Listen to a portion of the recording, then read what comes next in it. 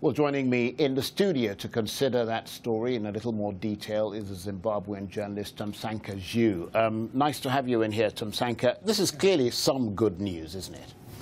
It depends on how you look at it. Well, I mean, if world hunger is dropping, then that clearly is good news. Yeah, globally, it might be good news, but it is. Remember, the World Food Programme also part of the report, together with the agricultural organizations of the UN and the Fund for Agriculture. So this is from 3 organizations. So from the World Food Programme point of view, it is good news that globally, whatever efforts are being put in place, whether by governments, by private sector, by individuals, and by the United Nations, are bearing some fruit.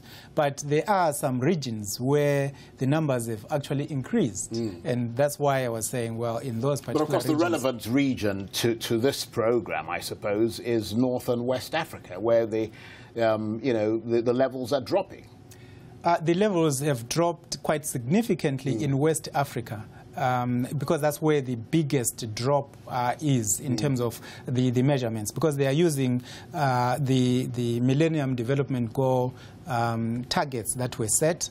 But what has been difficult to measure has been the World Food Summit measurements that were set in 1996 in Rome. So in West Africa, the numbers have come down. In East Africa, the numbers have also been brought down, but as a significant percentage, they are still high. Central Africa, though, the numbers have actually gone up. In Southern Africa, there wasn't much of a problem before, so they are significantly talking about lower numbers. And the North has always had low figures, but now they might increase because of conflict.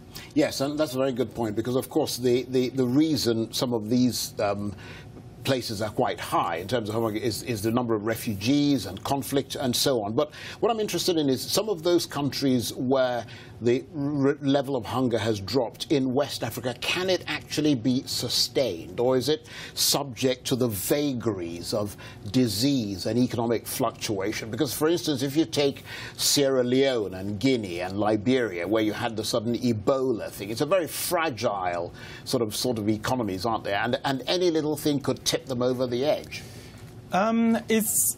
I want to be optimistic from an African perspective. I mean, we were talking about President Buhari needing to carry on a program of diversification in the area. It looks as if Africa in general is beginning to look inwards. So something like food security in terms of policies that they have in place, in terms of what they want to fund. They want to fund an area where the countries will be able to sustain themselves. And it's not only that, it's also the quality, because what they are measuring here, they are measuring the nutrients that are within the individual, and they are also measuring the weight of the babies when they are being born. So I think West Africa in particular will be able to sustain it. Southern Africa will be able to sustain it. But in the central regions where there is conflict, that seems to be unending.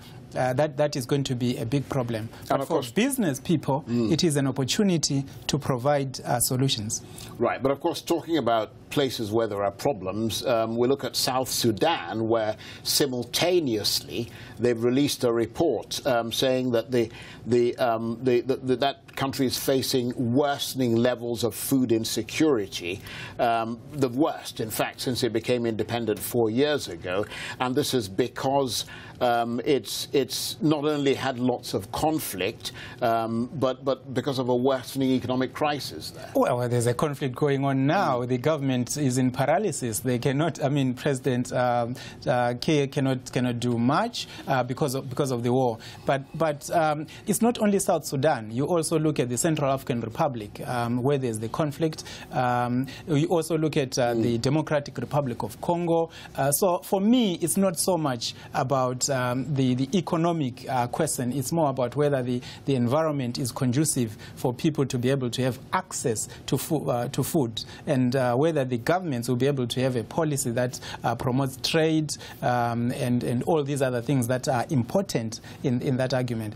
But I think more importantly for Africa, Africa, it's not really the comparisons, because these figures are just comparing to where things were. So you say Ethiopia has achieved the figures because in 1990 or 2000, the figures were so huge, and those have been brought down to about 40 or 50% of what they were at the time. But it's more about, like the developing world, let's bring every figure below 5%.